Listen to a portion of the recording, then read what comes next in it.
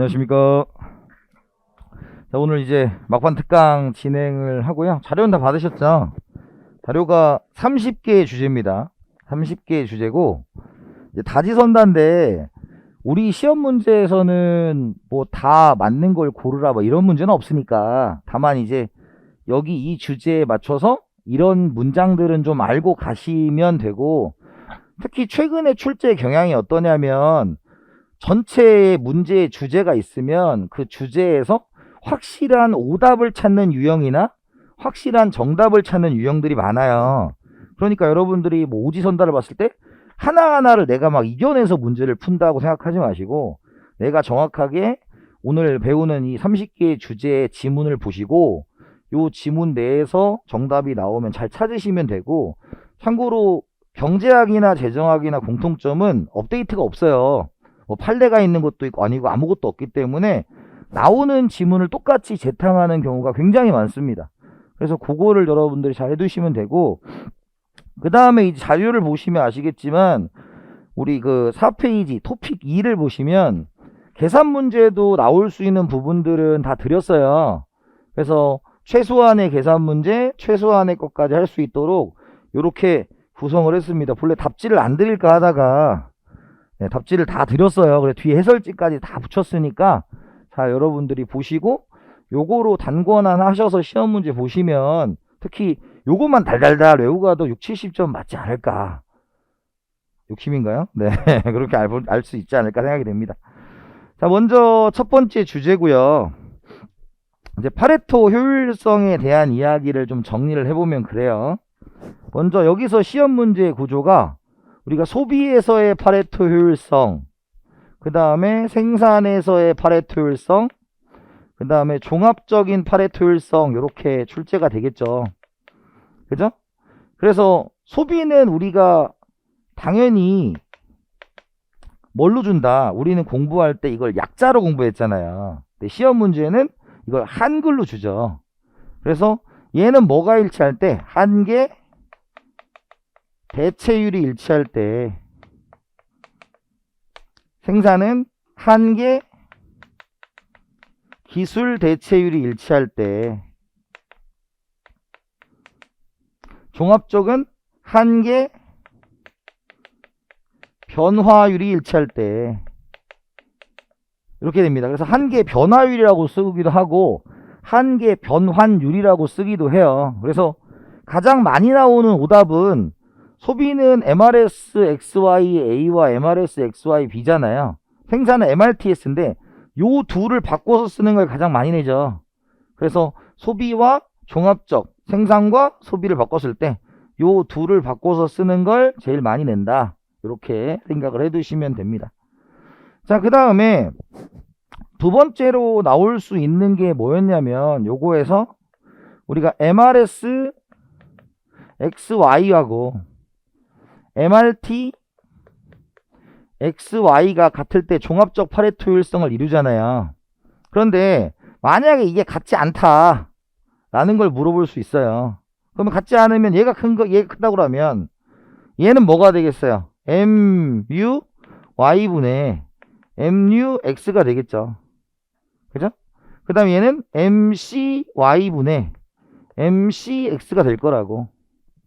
그러면 우리가 얘가 만약에 4고 얘가 2라면 얘가 4분의 1이고 1분의 2잖아요. 그러면 이걸 해석하면 어떻게 해석하는 거예요? YJ 하나가 XJ보다 XJ가 YJ보다 몇 배 좋다? 4배가 좋고, 비용은 몇 배 든다? 2배 되니까 얘는 X를 늘리고 Y를 줄여야 된다. 이런 식의 결론까지 찾으실 수 있으면 되는 거죠. 그죠? 그래서 이런 경우에는 X를 늘리고 and Y를 줄여라. 이런 결론을 낼 수가 있단 말이에요. 자, 그 다음에 여기서 이제 연결되는 개념이 두 가지의 개념이 있는 거죠. 그래서 여기 첫 번째가 후생경제학의 일정리, 후생경제학의 이정리가 있겠죠. 그래서 여러분들이 후생경제학의 일정리와 이정리를 다 외우시면 좋죠. 당연히. 근데 이제 내는 포인트들이 있잖아요. 얘는 첫 번째가 뭐야 돼? 일정 조건이 달성돼야 된다. 그것이 대표적인 게 뭐냐면 외부성이 없어야 돼요. 외부성이 없어야 됩니다. 그래서 외부성이 있더라도 라고 나오면 틀리는 거예요. 외부성이 없어야 되고, 두 번째가 완전 경쟁 시장이어야 된다. 그러면 파레토 효율성이 달성된다는 거죠. 그러면 이게 결론적으로 뭐냐면 시장에 맡겨놔도 사회적 효율이 달성된다. 이런 개념이니까 얘가 이제 뭐에 대한 얘기? 보이지 않는 손에 대한 얘기를 해준 거예요. 보이지 않는 손. 자, 그 다음에 이정리는 마찬가지로 얘도 일정 조건이 달성돼야 돼요. 그죠? 일정 조건이 달성되는데 얘는 형평성이죠. 형평성을 올릴 수 있다. 형평성을 올릴 수 있다. 그래서 후생경제학에서 이정리는 형평성을 올릴 수 있다. 공평성을 저해하지 않을 수 있다. 형평성을 올릴 수 있다죠. 단 여기는 뭐예요?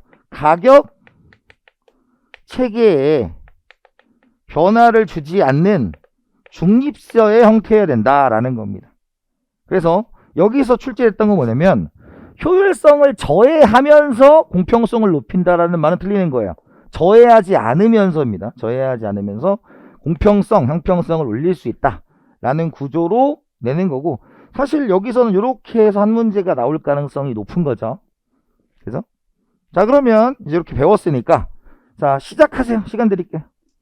스피디하게 풀어보십시오.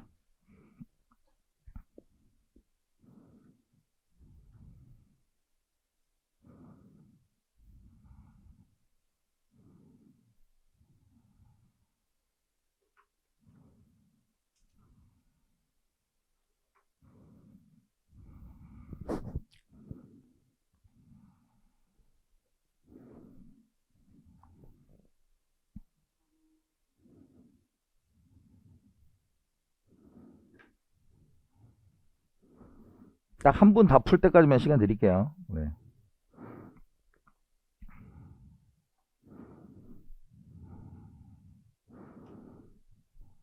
자, 시작하겠습니다. 자, 우리가 옳지 않은 걸 고르시는 건데, 자, 이거에 대해서 아니 시험이 이렇게 안 나오잖아 이러지 마시고, 이게 쪼개져서 들어갈 거니까, 이 선지는 시험에 무조건 들어갈 거예요. 그게 뭐 다 들어갈 수도 있고 한 두어 개만 들어갈 수도 있고 들어가는 거니까 경험해 본 걸 잘 해보시면 됩니다. 생산자 간 생산 요소의 효율성은 모든 생산 요소 시장이 완전 경쟁이면 달성된다라는 거여서, 완전 경쟁이면 우리가 P = MC가 되는 거니까, 그리고 여기는 이제 무차별 곡선 MRS XY가 되는 거니까 됩니다. 그래서 여러분들이 그냥 완전 경쟁 시장이면 제일 좋은 거다 이렇게 기억하셔도 무방해요. 이걸 증명하기엔 오늘 시간이 없으니까. 그 다음에 두 번째, 소비자 간 배분의 효율성은 모든 상품 시장이 완전 경쟁 시장에 달성된다. 그래서 완전 경쟁이면 생산이든 소비든 다 달성된다 라고 보시면 됩니다. 세 번째, 시장 경제의 생산자 및 소비자 모두가 완전 경쟁 상태에 있다면 강단조성을 동시에 외부성 등이 존재하지 않는 전제하에서 파레토 효율성이 이루어진다. 이게 일정리죠. 그죠? 그래서 이제 시험 갖고 장난치는 게 약단조성을 갖거나, 그죠? 그 다음에 외부성 등이 존재하더라도 이런 식으로 문제를 냅니다. 틀린 거 찾으라고. 그러니까 주관식 아니니까 외울 필요는 없잖아요. 자, 4번. 파레토 교육 재분 상태에서 효용 가능 경계상에서 하나만 나타난다. 하나만 나타나는 거 아니죠. 여러 개가 나타납니다. 여러 개가 나타난다. 그래서 4번이 틀렸고요. 그 다음에 5번. 재화의 최적 구성은 생산에 있어서 두 재화의 한계의 변환율과 도후에 있어서 한계의 대체율이 같을 때 이루어진다 라는 말이 맞는 거죠. 그래서 MRS XY와 MRT XY 같다 라는 겁니다. 자, 그 다음에 6번. 파레토 효율성이 달성된 상태에서 사회적으로 바람직한 상태는 아니다. 자, 이 바람직한을 굉장히 많이 내죠, 시험 문제. 자, 바람직한다. 바람직하다라는 것은 우리 감정을 담은 거예요. 그래서 바람직하다는 것은 후생의 극대화라는 거죠. 후생 극대화. 근데 후생이 극대화되기 위해서는 우리가 효율성과 공평성이 모두 고려되어야 됩니다. 그래서 효율성은 파레토 효율성으로 하는 거고, 공평성은 우리가 사회 후생함수로 하는 거죠. 그러니까 이게 지금 언급이 안 됐기 때문에 맞다고 보는 거죠. 그래서 7번 파레토 효율성이 달성되면 사회 후생이 극대화된다는 말이 틀린 거예요. 그래서 여기에서 가장 많이 나는 게 사회 후생입니다. 사회 후생 잘 걸러내셔야 돼요. 그래서 7번 틀렸고요. 그 다음에 8번 파레토 효율성과 관련된 후생경제학 1정리와 2정리에 있어서 소비자의 선호체계에 대한 기본 가정은 동일하지 않다 그랬는데, 2정리에 특이하게 나오는 게 볼록성이라는 단어예요. 볼록성. 볼록성이란 단어는 골고루 소비하는 게 좋다 이런 뜻입니다. 그래서 2정리에만 있고요. 1정리에는 이게 없어요. 그러니까 동일하지 않다가 되겠고. 9번 후생경제학의 2정리는 초기 보존자원을 적절하게 재분배함으로써 효율성은 저해하지만 공평성을 추구할 수 있다는 걸 보여준다라고 했는데, 2정리는 효율성을 저해하지 않는다 그랬죠. 효율성을 저해한다는 것은 대체 효과가 발생해야 된다는 거고, 대체 효과가 발생하면 상대 가격이 변해야 돼요. 근데 그런 것들이 없다고 얘기하는 거죠, 여기서. 그죠? 그래서 틀렸다. 그 다음 10번 후생경제학의 2정리는 정부에 의한 소득 재분배 시 가격 체계의 변동이 없어야 된다. 그래서 뭐 정액세를 사용한다든가 중립세를 사용한다든가 이런 것들이 가능해집니다. 자, 그 다음에 11번 생산의 효율성 조건, 그 다음에 소비의 효율성 조건, 종합적 효율성 조건을 만족하는 점들을 XY 평면으로 옮겨 놓은 것을 효용 가능 곡선이라 한다라는 거예요. 근데 우리 볼 때 우리 재정학은 뭐 그래프의 기울기를 구하라든가 이런 문제는 없잖아요. 근데 적어도 여러분들이 이걸 풀 때 점검을 하셔야 될 건, 어떤 그래프가 있으면 X축과 Y축에 도대체 뭐가 들어가 있냐라는 거예요. 그럼 효용 가능 곡선은 UA와 UB로 되어 있어요. 그죠? 효용 가능 경계는 X와 Y로 되어 있습니다. 그래서 효용 가능 곡선과 효용 가능 경계인데, 효용 가능 곡선은 XY 평면이 아니겠죠. 그래서 얘가 틀렸다 이렇게 보시는 겁니다. 그 다음에 1정리는 아담 스미스의 보이지 않는 손의 역할을 이론적으로 뒷받침해 주는 것이다 예요. 자, 이렇게고요. 참고로 이제 재정학을 처음 할 때 얘가 첫 시작이지 않습니까? 근데 경제학을 모르는 상태에서 이걸 시작하면 얘가 더럽게 어렵죠. 근데 재정학에서는 아직까지 이거를 계산하는 문제가 나온 적이 한 10년 넘었을 거예요. 근데 이 계산은 정말 하이 레벨이에요. 그래서 여러분들이 다른 거 다 되신 분들은 계산 문제 우리 객관식에 넣어드린 거 한번 풀어보시고, 아니다 그냥 나 80점 맞을 거다 그럼 패스 하셔도 됩니다. 네, 나온 지가 꽤 오래됐다. 자, 이렇게 첫 번째 주제 했습니다. 그래서 오늘 이제 어떻게 수업하는지 좀 이해 가시죠?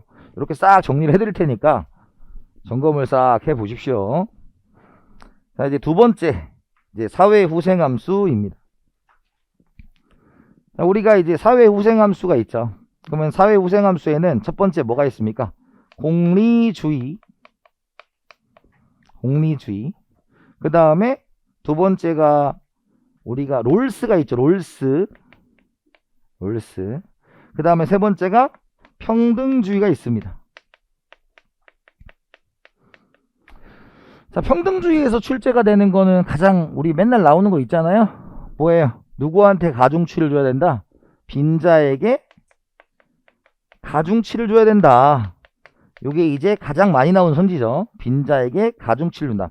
근데 빈자에게 가중치를 둔다는 게 아까 얘기했던 볼록한 거랑 똑같은 거예요. 그래서 우리가 원점에 대해서 볼록한 형태의 무차별 곡선이 그려진다 이렇게 표현해도 무방을 합니다. 그래서 빈자한테 가중치가 되는 거고요. 그 다음에 공리주의와 롤스에서는 당연히 공리주의는 뭐가 나오겠어요? 얘나 뭐가 나옵니까? 계산 문제가 나와요. 그러니까 얘는 뭐가 중요하다? 합. 그죠? 얘는 뭐였어요? 최소 수혜자 극대가 되겠죠. 그래서 얘네들은 여기서 중요한 게 이제 뭐랑 연결돼 있어요? 얘네들은 애킨슨 지수랑 연결이 되어 있잖아. 그죠? 애킨슨 지수랑 연결되어 있기 때문에 나중에 애킨슨 지수를 계산하는 방법인데, 제가 수업 시간에 맨날 강조했던 공리주의의 애킨슨 지수는 뭐다? 빵! 이거는 우리 지출된 적이 있는 거예요. 그 문제는 계산 안 해도 빵이에요. 애킨슨 지수는. 그래서 우리가 공리주의 롤스가 있고 애킨슨과 연결되는 건데, 이건 뒤에 가서 한번 하도록 하고, 지금 여기에선 이 자체가 계산 문제가 출제될 수가 있어요. 그죠? 계산 문제 출제. 그래서 여기는 뭐예요? 첫 번째가 공리주의는 부존량이 주어질 거다. 부존량이 주어질 거다. 그죠? 부존량이 주어지고 플러스 뭐였어요? mu a와 mu b가 같아야 된다. 이 두 개를 결합해서 문제를 푸는 거고, 그 다음에 롤스는 ua와 ub가 같은 것을 결합해서 푸는 거죠. 단 여기서 유의사항이 있어요. 시험 문제가 그 가지고 있는 부존량을 물어볼 수도 있고, 그리고 후생을 물어볼 수도 있어요. 그거 헷갈리시면 안 돼. 막 나왔다고 뿌듯해가 딱 찍고 틀리시면 안 됩니다. 그러니까 우리가 부존량과 후생을 구분해서 답을 체크해야 된다라는 거. 그래서 요 계산 문제는 두 개를 드렸어요. 좀 이따 같이 풀어보면 되니까. 그래서 참고로 여러분들, 우리 재정학이 40문제 중에서 5개밖에 안 나오지만 계산 문제가, 그거를 포기하시면 안 됩니다. 왜? 정말 뻔한 계산 문제만 주기 때문에. 그래서 그걸 포기하시면 안 돼요. 자, 그래서 요 두 개를 계산하고, 그 다음에 이제 공리주의는 또 누구랑 같이 연결이 돼요? 얘는 에지워즈랑 연결이 됩니다. 다만 에지워즈는 얘랑 좀 다른 게, 얘는 평등을 추구한 거죠. 얘는 완전 평등을 추구한 거죠. 저 이렇게 연결이 되죠. 그러니까 얘랑 연결된다고. 얘랑 공리주의랑 연결된다고. 그래서 그렇게 해서 파생해서 기억을 해두시면 되고요. 자, 여기까지 한 다음에 이제 우리가 나올 수 있는 부분이 뭡니까? 이제 사회 후생의 극대화를 추구하는 거죠. 그래서 사회 후생의 극대화에서 앞에서 배웠던 파레토 효율성과 and 사회 후생 함수를 합치는 거죠. 그런데 파레토 효율성에서 요즘 최근에 이제 아까 간단하게 봤지만 핫한 주제가 하나 있었어요. 그게 뭐였냐면, 우리가 효용 가능 경계예요. 효용 가능 경계. 그래서 효용 가능 곡선과 효용 가능 경계를 구분을 하셔야 됩니다. 효용 가능 곡선은 소비의 파레토 효율성을 달성한 거고, 효용 가능 경계는 종합적 파레토 효율성을 달성한 거다라는 거. 그래서 최근에 여기서 막 낼 게 없으니까 얘를 좀 집중하는 것 같아요. 다른 시험들도 효용 가능 경계, 우리 시험에도 나왔고요. 그래서 이렇게 정리를 해두시면 될 것 같습니다. 그래서 이렇게 하시고요. 자, 그러면 이제 OX 시작하세요.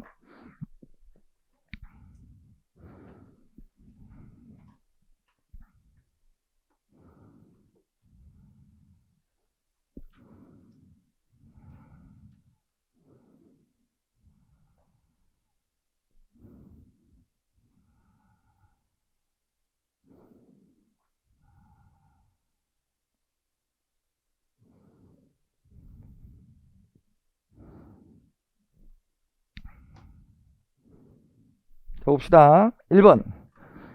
롤스의 사회후생함수는 레온티에프 생산함수와 동일한 형태를 가진다라는 건, 레온티에프는 L자형의 함수를 얘기합니다. 그래서 레온티에프라고도 하고 L자형이라고도 얘기합니다. 그리고 L자형은 뭐랑도 똑같은 거예요. 완전 보완제항도 성격이 똑같은 거죠. 그죠? 그런 형태 우리가 물어볼 수 있다라는 거죠. 그 다음에 평등주의 사회구성함수는 모든 사회 구성원에게 동일한 가중치를 두는 게 아니죠. 빈자에게 가중치를 둔다 라고 보시면 됩니다. 세 번째, LO의 불가능성 정리는 여러 사회 상태를 비교 평가할 수 있는 합리적이고 민주적인 기준을 찾을 수 없다는 것이다 라고 했는데, LO의 불가능성 정리하고 우리가 차선의 이론이라 이런 게 있죠. 그죠? 그래서 LO의 불가능성 정리는 1. 민주적이면서 합리적인 게 없다 라는 거고, 그 다음에 두 번째 항목이 있죠. 뭐 이행성, 우리가 쭉 있잖아요. 그런 것들 한번 따지는 거고, 우리 시험에는 볼록성이 출제됐다. 볼록성은 우리 언제밖에 안 나온다? 후생경제학의 이정리에서만 나와요. 딴 데는 안 나오고. 자, 그래서 사회의 여러 상태를 비교, 평가할 수 있는 합리적이고 민주적인 기준을 찾을 수 없다. 합리, 효율적이면서 민주적인 기준을 찾을 수 없다. 그래서 개념 정도 체크해 두시면 돼요. 공리주의적 무차별 곡선의 기울기는 마이너스 1이다. 이렇게 돼 있는데, 뭐 이거는 이렇게 생각하면 돼요. 이제 공리주의가 U는 UA 플러스 UB, U 대신에 SW, 소셜 웰페어를 쓰기도 합니다. 그러면 우리가 사회우생함수는 여기가 UA고 얘가 UB니까 항상 말씀드리지만 요 가로축에 있는 변수 앞에 붙은 게 뭐예요? 기울기죠. 그리고 얘에 대해서 풀어야 되는 거잖아요. 그럼 이걸 다시 풀면 UB는 마이너스 UA 플러스 U다 이런 식으로 나오는 거죠. 그러니까 여기는 당연히 마이너스 1이다 이렇게 나오는 겁니다. 맞는 얘기고요. 에지워즈의 주장에 따르면 소득 재분배는 하회우생을 증대시킬 수 있다. 왜? 에지워즈는 공리주의를 차용하지만 소득의 한계 요인이 체감하는 것을 강조했기 때문에 완전 평등을 주장한 게 맞습니다. 그래서 에지워즈가 2000년에 나왔던 것이죠. 자, 그 다음에 6번 롤스의 사회후생함수는 개인 간 후생의 비교 가능성과 기수적 측정 가능성을 가정한다라는 거예요. 지금 비교할 수 있으니까 측정할 수 있는 거죠. 근데 이 효용이라는 개념 자체가 기수적인 거죠. 서수적인 것은 무차별 곡선이에요. 무차별 곡선. 그래서 기수냐 서수냐 했을 때 효용이라는 개념 자체를 사용했다는 것은 우리가 기수적인 측정 가능성이다. 이렇게 보시는 겁니다. 7번 롤스는 사회 구성원들의 소득을 완전히 평등하게 분배할 때만 사회후생이 극대화되는 건 아니다. 그 이유는 뭐였어요? 롤스는 극빈자가 최대인 거죠. 그러니까 예를 들어서 U가 미니멈 UA, UB가 있을 때 10인 게 좋겠어요? 750인 게 좋겠어요? 750인 게 좋죠. 그래서 완전 평등을 추구한 건 아니다 라는 것입니다. 자, 그 다음 그럼 7번 틀렸고요. 8번 어떤 사람의 효용 수준이 높을수록 더 작은 가중치를 적용하여 도출되는 사회 무차별 곡선은 원점에 대하여 볼록하다. 그죠? 그래서 효용 수준이 높을수록 부자일수록 더 작은 가중치를 적용하는 건 빈자한테 더 높은 가중치를 주겠다는 거죠. 그러면 무슨 주의? 평등주의니까 볼록한 형태다 라는 것입니다. 그래서 8번도 맞고요.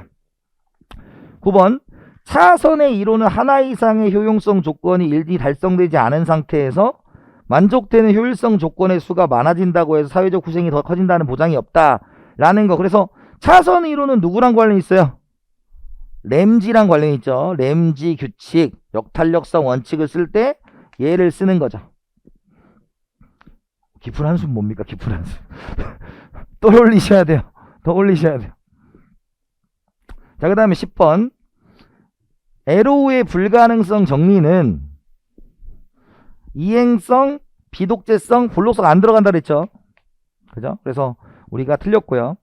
그 다음에 공리주의 사회후생함수에 따르면 사회후생의 극대화를 위해서는 각 개인의 한계 요인이 같아야 된다. 그래서 이렇게 같아야 더하기가 가능하기 때문에 같아야 되고요.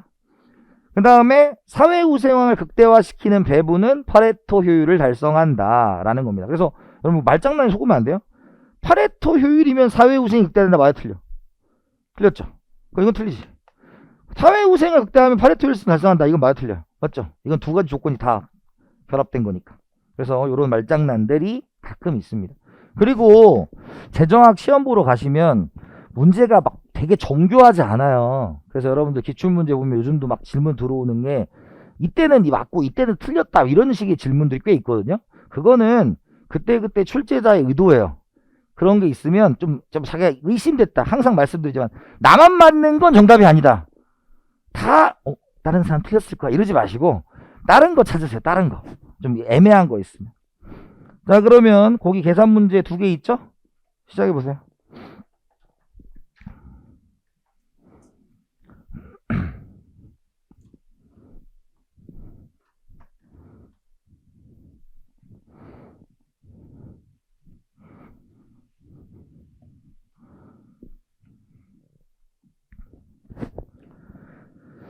자, 같이 봅시다. 두 사람 A, B만 존재하고 XJ의 양은 1000이고 A, B와 효용함수는 이렇게 돼 있다. 공리주의 사회 후생함수를 다질 때 사회 후생의 극대값은 2죠. 자, 그래서 항상 뭐랬어요? 먼저 조건 1번 공리주의다. 그죠? 공리주의다. 그러면 공리주의 풀 때는 뭐였어요? 첫 번째 부존량이 이렇게 나와 있을 거예요. 이거죠. 이걸 2번 조건으로 하고, 그럼 부존량은 XA 더하기 XB는 우리가 1000이다. 그죠? 두 번째 효용함수니까 얘가 U죠. 그러면 우리는 MUA와 MUB를 같다고 놓고 풀어야 돼요. 근데 MU를 구하려면 U를 미분해서 MU로 만들어야 되잖아요. 자, 그러면 우리가 이 정도는 외우면 되는데 나 정말 미분이 너무 어렵다. 그럼 그냥 외워. 루트 미분. 루트를 미분하면 그냥 2 루트 x분의 1입니다. 미분하면. 외우셔도 돼요. 단 여기 분자 있지, 분자. 그건 여기 엎었어. 여러분들한테 나오는 최고 난이도의 미분이에요. 그죠? 그래서 요거는 요 정도만 해두시면 됩니다. 자, 그러면 저거 미분하면 어떻게 돼요? 자, 루트잖아요. 그러면 2 루트 x a분의 3 이렇게 쓰면 되죠. 저거 미분하면. 그 다음에 두 번째가 뭐예요? 루트 xb니까 2 루트 xb분의 1 이렇게 쓰시면 된다고. 네. 여러분들 나오는 우리 재정학에서 항상 말하자면 재정학은 여러분들 과대평가하지 않는다. 그죠? 그래서 요 정도 미분은 낸다. 이게 마지막 미분이에요. 자, 그러면 요거 약분 되겠죠? 약분 되겠죠. 그럼 넘기면 3 루트 xb는 루트 xa잖아요. 그럼 제곱하면 9xb는 xa죠? 그러면 여기다가 집어넣으면 되잖아요. 여기 슉 집어넣으면 되죠. 여기 슉. 그럼 9xb니까 xb는 얼마입니까? 100이죠. 100. xb는 100. 그럼 얘가 100이고 얘가 900이다 라는 거예요. 그럼 여기서 끝나면 안 돼. 문제가 뭘 물어봤다고요? 사회 후생의 극대값을 물어봤죠. 그럼 여기다 집어넣어야죠. 그럼 여기다가 이제 900 집어넣으면 뭐가 돼요? 3 곱하기 30 되겠죠. 더하기 여기다가 100 집어넣으면 뭐네요? 여기 100 집어넣으면 10으로 나오겠죠. 그래서 얼마? 100이 나온다. 이런 식으로 푸는 겁니다. 자, 그래서 항상 지금 요 두 가지의 방식에 대해서 생각을 하셔야 된다. 문상은 똑같아요. 푸는 방식은. 자, 그러면 그 두 번째 거 또 해보세요.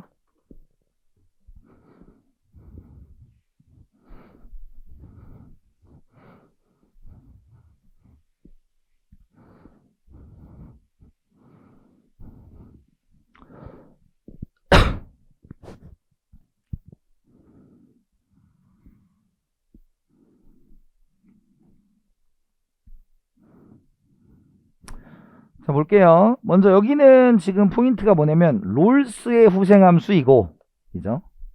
롤스의 후생함수이고 부존량을 줬고 효용함수를 줬죠. 그죠? 그러면 첫 번째가 똑같아요. xa 더하기 xb는 1200입니다.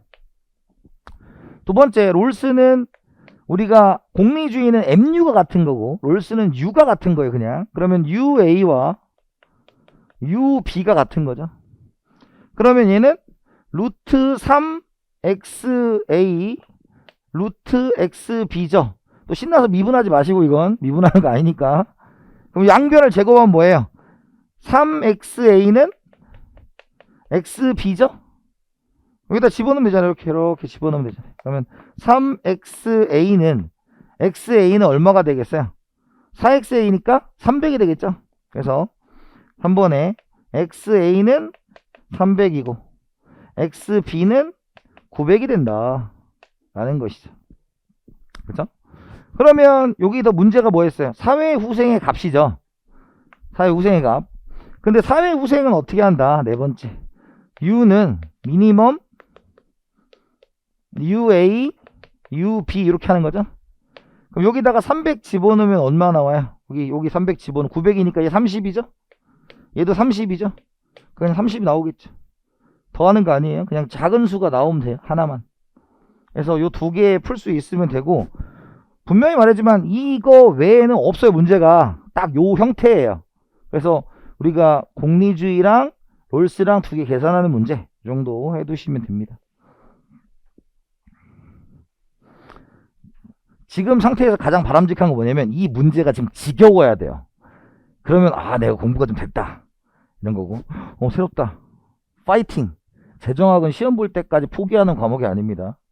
네, 생각보다 어렵지 않아요. 답을 찾는 데는. 자, 그 다음에 이제 우리가 보상원리가 나오죠. 보상원리가 나옵니다. 그래서 이제 파레토 기준이 있죠.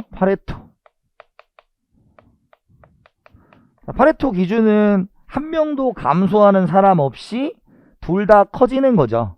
그죠? 파레토 기준은. 그래서 시험 문제 잘 안 나오겠죠. 다만 이제 잠재적 파레토 개선을 기반으로 두고 있는 게 누구다? 우리가 칼도 힉스 기준이죠. 칼도 힉스 기준입니다. 그래서 칼도 힉스는 우리가 첫 번째가 잠재적인 보상이다. 그죠? 그 다음에 정도가 중요하다 라는 거죠. 수가 아닌 정도가 중요하다. 그 다음에 효용 가능 곡선 내부에서 효용 가능 경계 상으로만 가면 된다. 뭐 이런 얘기였어요. 그래서 요런 건데 지금 여기에 플러스 알파를 하는 게 누구였어요? 스키, 토프스키. 이거 막 그래프 외우고 이런 거 전혀 쓸모없는 짓이에요. 시험 볼 때. 예, 그건 스키, 토프스는 한 번은 되고 한 번은 안 된다. 이러면 되죠. 한 번은 되고 한 번은 안 된다. 요것만 외우시면 돼요. 한 번은 되고 한 번은 안 된다. 이동해서 효용 가능 경계가 바뀌었을 때 한 번은 되고 한 번은 안 된다 라는 거였고, 그 다음에 여기서 이제 얘기하는 게 뭐가 있냐면 칼도와 힉스가 본질적으로 같지 않다. 그러니까 내용은 같다. 왜냐하면 얘는 뭐 가지고 가는 거였어요? 얘는 우리가 이득의 정도를 가지고 가는 거죠. 이익을 보는 자와 손해를 보는 자가 누가 크다? 이득을 보는 자가 많으면 된다 이거였고, 얘는 뭐에 대한 얘기였어요? 얘는 설득에 관련된 얘기였어요. 설득. 손해를 보는 자가 이익을 보는 자를 설득할 수 없다. 뭐 이 정도를 얘기를 한 거죠. 계산 문제 없고요. 말 문제가 출제가 되는 파트입니다. 뭐 어렵지도 않고요. 자, 그 정도로 해두시면 돼요. 자, 시작하세요.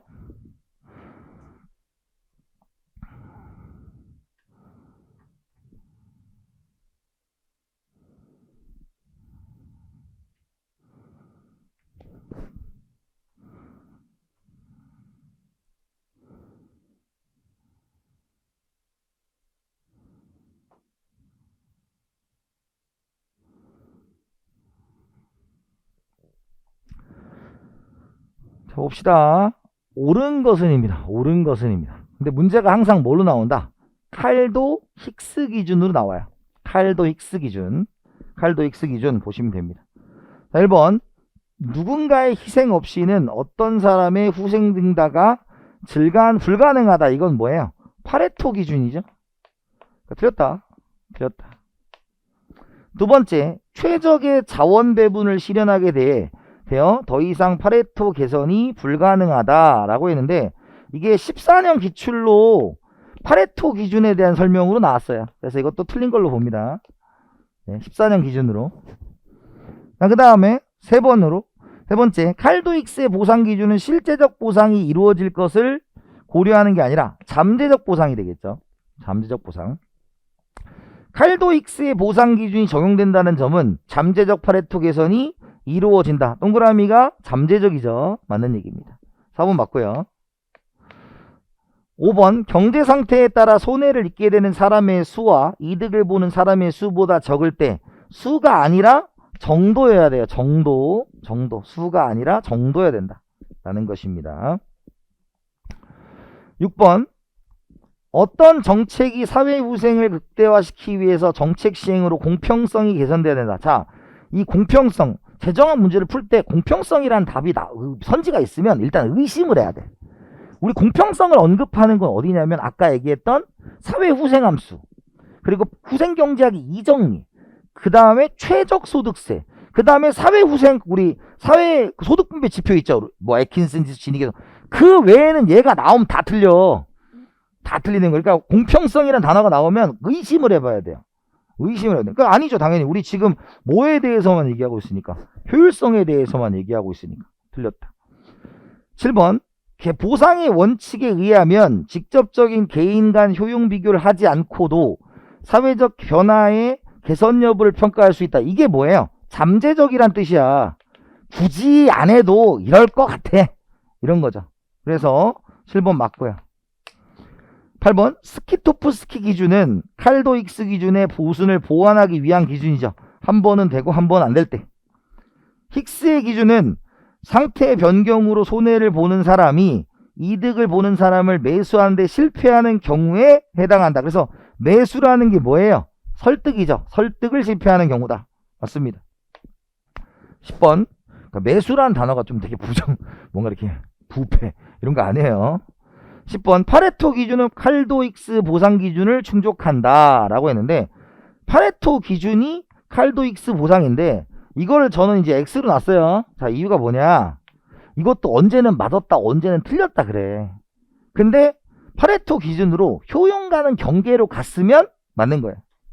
근데 못 갔으면 아니죠. 그래서 이거는 그때그때 좀 다르더라고요. 그래서 이게 논란이 있는 선지였습니다. 그래서 우리가 효용 가는 경계로 간 파레토 기준은 만족하는 거고, 그렇지 않은 거는 만족 안 한다. 왜? 칼도익스가 효용 가는 경계 상으로 가야 되기 때문에. 그죠? 그래서 이걸 X 처리를 했습니다.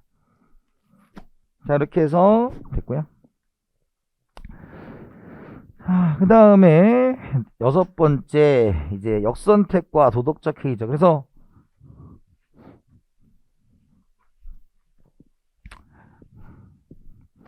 그죠? 그래서 우리가 역선택과 도덕적 해이는 우리가 이 정보의 비대칭성으로 주는 거죠. 역선택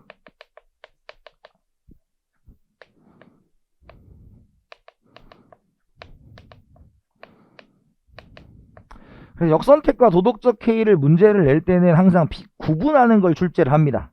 그래서 이걸 구분하는 게 첫 번째 문제가 뭐다? 사례를 구분하는 거죠. 사례. 어느 게 역선택이고 어느 게 도덕적 해이입니까? 라는 거예요. 그럼 이걸 구분하는 가장 간단한 방법은 도덕적 해이가 후입니다. 뭐뭐한 후. 뭐뭐한 후. 나중에 발생하는 문제에 대해서 얘기하는 게 도덕적 해이예요.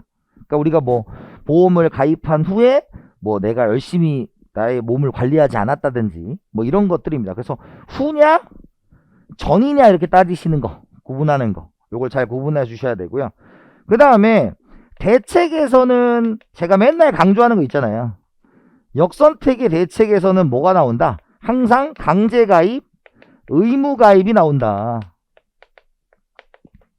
그죠? 강제가입, 의무가입이 나온다 라는 것이고, 그 다음에 도덕적 해이는 우리가 공동 보험이나 혹은 기초공제, 기초공제만 합시다. 기초공제를 잘 기억하면 되니까. 기초공제라는 건 뭐냐면 네가 잘못했을 때 너도 대가를 치러라 이거죠. 이 두 가지로 대부분을 출제를 합니다. 물론 얘도 계산 문제가 있는데 재정학에서는 낸 적이 없어요. 재정학에 낸 적이 없고, 회계사 쪽에서는 확률이 얼마일 때 얘가 얼마의 거래를 할 거고 이런 것들이 뭐 이런 걸 얘기하는데, 재정학에서는 우리가 이게 발생하는 이유가 뭐다? 정부가 개입해야 되는 근거를 마련하는 거에 불과하기 때문에 이 정도만 출제하더라고요. 자, 그러면 요것도 이제 문제를 풀어보세요. 시작입니다.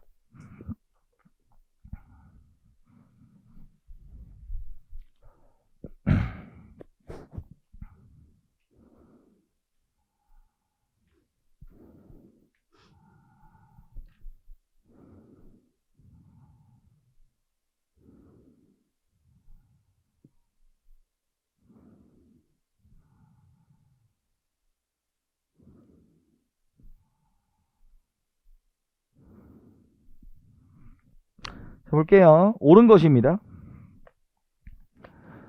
보험 수요자의 정보가 보험 공급자의 정보보다 클 때 역선택과 도덕적 해이가 나타날 수 있다라는 겁니다. 그럼 지금 어쨌든 크다라는 것은 뭐가 발생했어요? 정보의 비대칭성이 발생을 한 거죠. 같지 않다, 갖고 있는 정보가. 그러니까 맞습니다.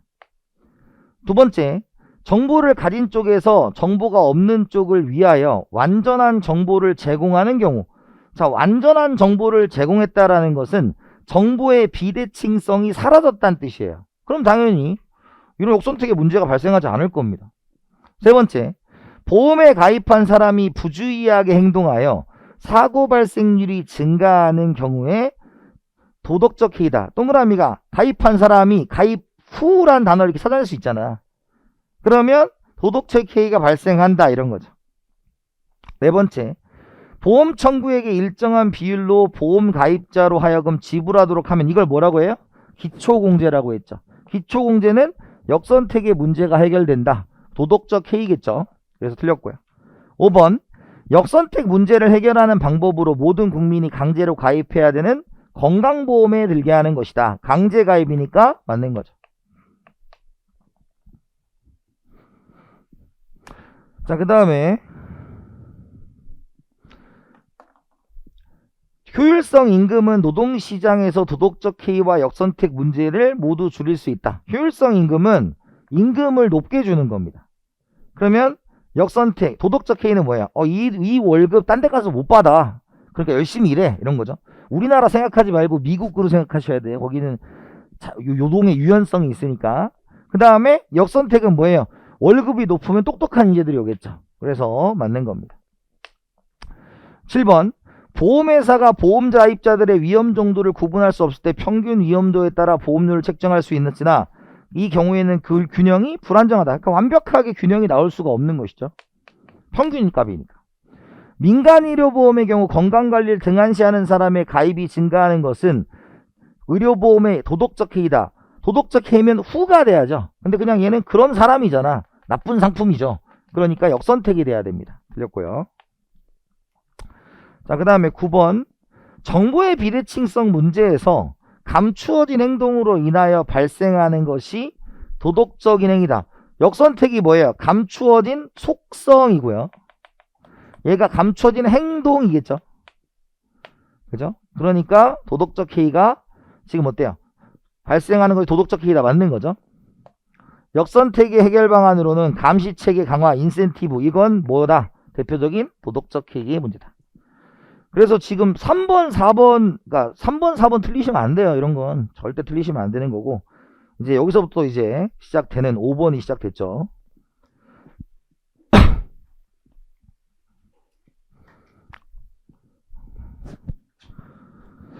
자, 이제 외부성에 대한 이야기를 해봅시다. 토픽 5. 이제 5. 자, 뭐냐면 외부성에서는 첫 번째로 나오는 게 외부성은 시장 실패의 일종이죠. 그래서 우리 가장 간단한 문제가 시장 실패냐 시장 실패가 아니냐 이런 거잖아요. 그죠? 그래서 여러분 독점 기업이 이윤을 추구하는 것, 이건 시장 실패 아니에요. 왜 틀려? 맞죠? 독점이니까요. 그죠? 근데 시장에서 기업들이 과도한 이익을 추구하는 건 맞아 틀려? 그건 아니에요. 그러니까 당연히 이익을 추구하는 건 시장의 논리예요. 그러니까 독점이란 단어가 중요한 거지 이익을 추구하거나 이런 건 상관이 없습니다. 그래서 먼저 첫 번째로 얘기하는 게 시장 실패가 있죠. 자, 시장 실패에 대해서 뭐 여러 가지가 있습니다만 우리는 뭐 좀 할 거니까. 근데 시장 실패는 정부 개입의 충분 조건이다. 왜 틀려요? 정부 개입의 충분 조건이다. 아니에요. 충분이라는 것은 이 요건만 있으면 무조건 개입한다는 뜻이니까 필요 조건입니다. 필요 조건. 그죠? 자, 그 다음에 이렇게 가서 이제 외부성에 대한 얘기를 하죠. 외부성에 대한 이야기를 합니다. 자, 이제 외부성에 대한 얘기를 하면서 이 외부성에서 가장 많이 나오는 건 첫 번째가 뭐예요? 우리가 금전적 외부성. 그죠? 금전적 외부성은 우리가 자원 배분에 영향을 준다, 안 준다? 안 준다. 우리가 소득 분배, 누가 돈을 벌고 많이 벌고는 영향을 준다. 요거죠. 그래서 얘와 우리 기출에는 얘는 지금 하고 있는 게 실질적 외부성이잖아요. 그걸 우리가 실질적 외부성을 기술적 외부성이다 라고 얘기한 적이 있습니다. 그걸 여러분들이 구분을 낼 수 있느냐에 대한 얘기예요. 그래서 외부성과 금전적 외부성을 구분하는 거 간단하게 보셔야 되고요. 자, 그 다음에 외부성 하면 떠오르는 게 뭐예요? 우리가 소비에서의, 생산에서의 외부성이죠. 그죠? 그래서 우리가 소비 PMB와 SMB, PMC와 SMC를 가지고 SMC는 뭐였어요? PMB 플러스 EMB가 되고 PMB, PMC, EMC가 되죠. 그래서 얘가 크냐 얘가 크냐 얘가 크냐 얘가 크냐에 대해서 외부 경제냐 불경제를 따져낼 수 있어야 되는 거죠. 우리 말로 나오지만. 그래서 우리 양의 외부성이면 얘가 플러스고 얘가 마이너스일 거 아니야. 그죠? 음의 외부성이면. 그 다음에 얘는 양의 외부성이면 마이너스고 플러스일 거 아니에요. 요거랑 매칭 시키지 마시고 양음이잖아요. 그걸 여러분들이 말로 걸러낼 수 있는가 라는 게 중요한 포인트가 되겠죠. 자, 그 다음에 요렇게 나온 다음에 이제 뭐가 나와야 돼요? 해결 방안이 나오는 거죠. 해결 방안. 그래서 우리가 해결 방안에 뭐가 있습니까? 사적인 해결 방안과 공적인 해결 방안이 있는 거죠. 사적인 해결 방안에 뭐가 있어요? 합병, 코즈의 정리. 그래서 코즈의 정리는 시험 문제 나오는 게 말 문제와 계산 문제가 둘 다 나올 수 있죠. 그죠? 그래서 우리가 말 문제에서는 맨날 나오는 게 뭐였어요? 재산권이 누구에게 설정되든지 상관없다. 사회적 차원에서 자원이 효율적인 양이면 된다. 라는 거죠. 그래서 자원 배분 상태에는 그러니까 돈을 누가 버는 분배 상태는 관심이 없다. 라는 것이었고, 계산 문제는 우리 20년도에 좀 어려운 문제가 나왔었죠. 가격이 어디에 설정됐었는가. 그거 점검을 해보셔야 되고, 그 다음에 공적 해결 방안에는 우리가 뭐가 있습니까? 직접 규제, 그 다음에 피구세, 피구 보조금, 감산 보조금, 그죠? 그 다음에 우리가 마지막으로 난 게 오염 배출권이 있었죠. 그래서 우리 계산 문제에 가장 많이 나오는 게 얘죠, 얘. 틀리면 큰일 나는 거죠. 그래서 먼저 뭐 해라? 얘는 사회적 최정량을 찾으시고, 사회적 최정량에서의 우리가 이제 EMC가 뭐예요? 혹은 EMB가 뭐예요? 피구세든 피구 보조금이다 라는 거 계산하는 거. 그 다음 오염 배출권이 이제 여러분들 이제 말 문제로 출제가 되죠. 그래서 형성은 둘의 비용 차이가 커야 된다, 작아야 된다? 커야 된다. 균형은 둘이 같아야 된다. 이 두 가지를 가지고 문제를 푸는 거고, 요것도 계산 문제가 재정하게 나온 적이 있어요. 그래서 요것도 한번 점검을 해 보셔야 됩니다. 근데 오늘은 요것만 점검을 할게요. 자, OX 시작하십시오.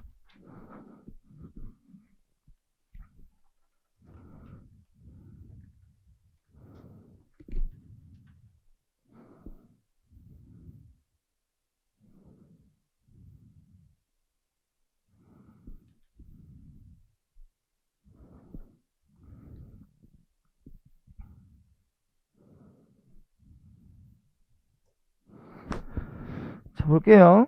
자, 옳은 것을 고르세요 입니다. 외부성이 존재할 경우 완전 경쟁의 생산량과 소비량은 파레토 효율의 생산량이나 소비량보다 항시 적다 그랬어요. 근데 항시 적을 수도 있고요, 많을 수도 있죠. 양이면 과수, 음이면 과다. 가장 기본적인 시험 문제예요. 과다 과수 헷갈리셔서 틀리시면 안 됩니다. 가장 많이 나오는 게 오히려 이런 거예요. 두 번째, 사회적 비용이 사적 비용보다 크다라는 것은 우리가 EMC가 플러스기 때문에 그런 거잖아요. 그러면 이거 지금 사회적으로 오염 발생시킨 거잖아요. 그러면 외부 성이죠. 양이야 음이에요. 그러니까 기업의 사적 생산량은 사회적인 효율적인 생산량보다 적다가 틀렸죠. 자, 근데 오해하지 말 것이 가끔 있잖아요. 여러분 이제 뒤통수를 빵 치려고 여기는 얘를 기준으로 봤잖아요. 그럼 얘를 기준으로 보면 사회적인 양이 더 많은 거죠. 가끔 그런 문제도 있어요. 그래서 기본적으로 가다과소를 하시되 기준을 뭘로 잡을 거냐, 그건 한번 생각을 해보셔야 됩니다. 3번, 기업이 생산 과정에서 제3자에 끼친 손해를 전액 보상하더라도 생산 측면에서 외부 효과는 여전히 존재한다. 우리가 전액 보상한다는 것은 우리가 내부화가 되었다는 거예요. 내부화는 해결이 되었다는 뜻입니다.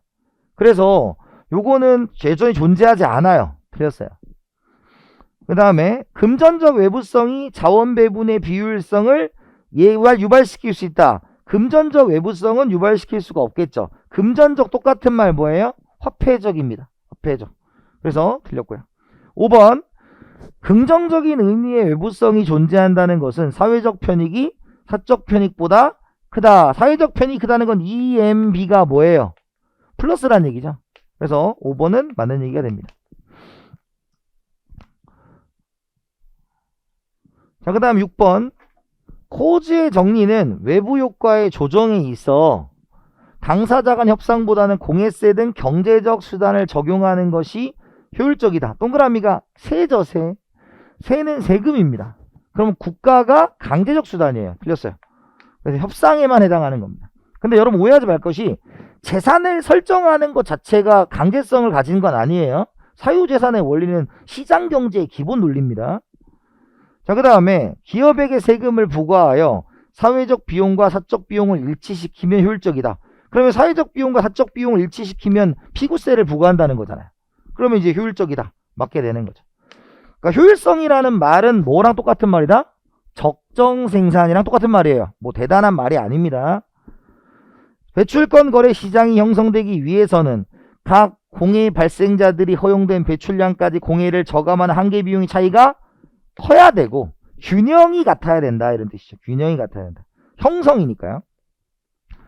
그 다음에 오염 배출권의 거래가 자유롭게 이루어진다면 초기 오염 배출권의 배분 상태와 무관하게 오염 배출권의 최종 배분 상태는 효율적으로 된다. 왜? 시장 경제의 논리에 따라서 이득을 보는 사람과 손해를 보는 사람이 있어서 서로 간에 이득을 남기기 위해 노력할 것이기 때문이다. 이런 뜻이에요.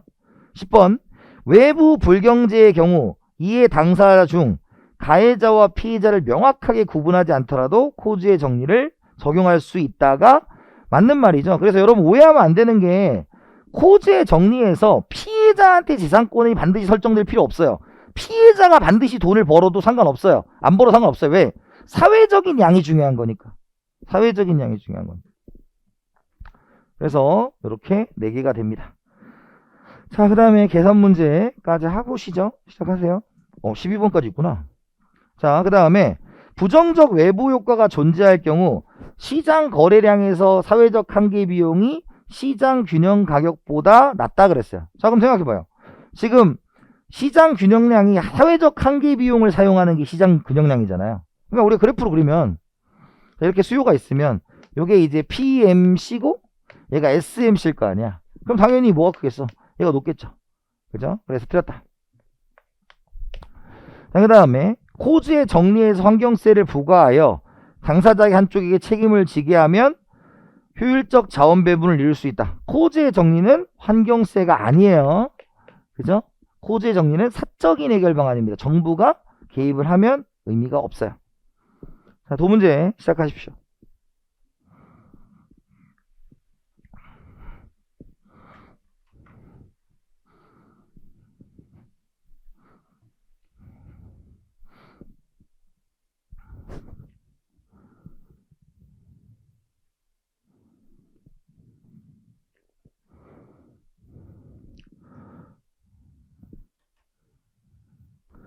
자, 먼저 8번부터 보면요. 자, 이 문제가 되게 불친절하게 써준 문제예요. 그래서 갖다 놓은 겁니다. 자, 우리가 할 때, 우리가 그 외부성에서는 하나는 사적 비용과 외부 비용을 더해야 되는 거고, 하나는 그냥 사회적인 거잖아요. 그러면 이제 어떤 항목이 2개 써 있는가 보셔가지고, 2개 써 있는 걸 더하라는 얘기예요. 되게 불친절해요. 그러니까 뭐냐면, 수요함수는 얘가 이제 의미하는 바가 뭐냐면 이게 내적 편익 이걸 얘기한 거고, 한계 편익은 외부 한계 편익인데 이게 대충 써놨어. 그러니까 얘도 이제 수요 추격인이고 얘도 수요 추격이고 얘 공급 추격인이잖아요. 이렇게 써놓은 거라. 그러니까 두 개 써있는 걸 더하셔야 돼요. 그러니까 수요는 수요끼리 해서 우리가 요거 더할 때 항상 두 개 같이 나온 걸 더해줘야 되니까 잘 찾으셔야 됩니다. 그럼 이제 얘랑 더해야 되는데 항상 이겠죠. 이쪽 이제 우리 재정학에서는 Q로 더하는 건 단 하나도 없어요. 경제학은 Q로 더하는 게 있는데 재정학은 다 P로 더합니다. 뭐 세금도 그렇고 공공재도 그렇고 피구세도 그렇고 다 P로 더하는 거야. 그냥 P로 놓고 한다는 생각을 아예 갖고 가세요. 그럼 이제 바꾸면 P는 10-Q고 그 다음에 P는 5-Q잖아요. 그죠? 그럼 이걸 다 더하면 이제 뭐가 되는 거야? SMB는 이렇게 나오는 거죠. 그럼 SMB는 15-2Q가 나온다. 근데 사회적인 최정량은 우리가 SMB와 SMC가 나온다.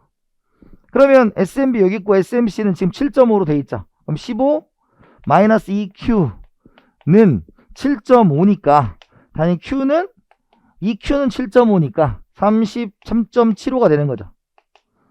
그죠? 근데 이거는 진짜 불친절한 문제예요. 이런 문제는 세무사 말고 온통 보도 못도 못한 문제야. 그러니까 되게 알아서 먹어 이런 거 있잖아요. 알아서 먹어. 우리 마누라 같아요. 우리 부인 같아요. 이것도 몰라. 우리 와이프가 하는 말도 제일 힘든 말이 거기 있잖아 이거예요. 야, 네 방에 거기 있잖아. 거기가 어딜까? 그럼 너는 나랑 안 맞는다 막 이러고 막. 그러니까 행복해요. 여러분 오해하지 마세요. 네, 행복합니다. 자, 이 문제도 마찬가지. 자, 이 문제는 어떻게 하는 거냐면 이 MD 있잖아. D가 수요 아니다. 이것만 안 헷갈리면 돼. D 나오면 막 수요로 가려고 그래요. 그러니까 얘가 뭐야? EMC입니다. 항상 MD 마지널 데미지는 수요가 아니에요. 공급축으로 둬야 됩니다. 그러면 얘도 마찬가지로 뭐 하라 그랬어요? 사회적 최정량. 우리가 최적 부가금을 구하는 거니까 피구세 구하라는 거잖아요. 그럼 첫 번째 뭐 하라? 똑같아요. 모든 공식은 똑같습니다. SMB와 SMC를 찾으세요. 그리고 이때의 EMC가 피구세입니다. 이거예요. 그럼 먼저 우리가 SMC와 SMB인데 여기는 지금 얘가 수요촉, 수요. 그 다음에 비용 이렇게 돼 있죠. 공급이니까 두 개를 더하면 우리가 20-Q는 그죠? 얘는 이제 얘랑 더해야 되겠죠? 그러면 5 플러스 2Q다. 그러면 3Q는 얼마입니까? 15죠. 그럼 Q는 뭐예요? 5지. 그럼 이 5가 뭐예요? 사회적 최정량의 5잖아요. 그럼 얘가 지금 뭐예요? 한계 피해가 여기다가 5 집어넣으면 되죠. 그럼 피구세는 5다. 이 정도 문제예요. 작년 시험 문제를 바꿔서 교체할까 하다가 어차피 문제가 똑같더라고. 다만 우리가 여기서 MD가 미사일이 아니다. 고마워. 한 명 웃어줬어.